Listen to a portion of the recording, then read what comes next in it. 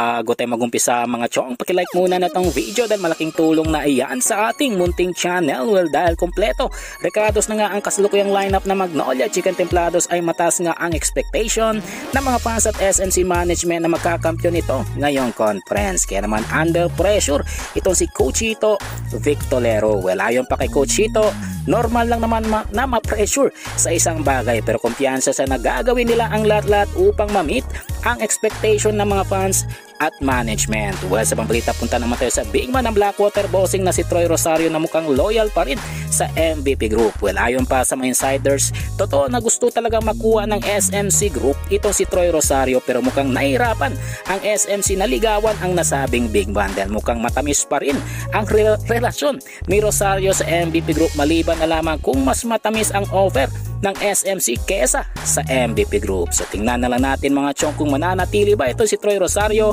sa MVP Group o mag-over na pa sa ibang kupunan once naging unrestricted free agent na ito. Muli sa ating balita mga chong, patungkol naman kay Mikey Williams na mukhang hindi na mahal ng TNT management. Well, ayon pa sa report hanggang maximum contract na 420,000 pesos monthly salary na lang ang kayang ibigay ng TNT dito kay Mikey Williams dahil mukhang wala ng alas itong si Williams na mag-request kung magkano ang isasahod niya. So sa madaling salita, si Williams na ngayon ang pinagtatawanan at iniet sa puwera ng TNT management. Well mga chong, hanggang dito na lang ang ating balitang PBA at syempre huwag kalimutan mag-subscribe at i-like itong video bilang pagsuporta. So this is Channel B. Once again, I'm out.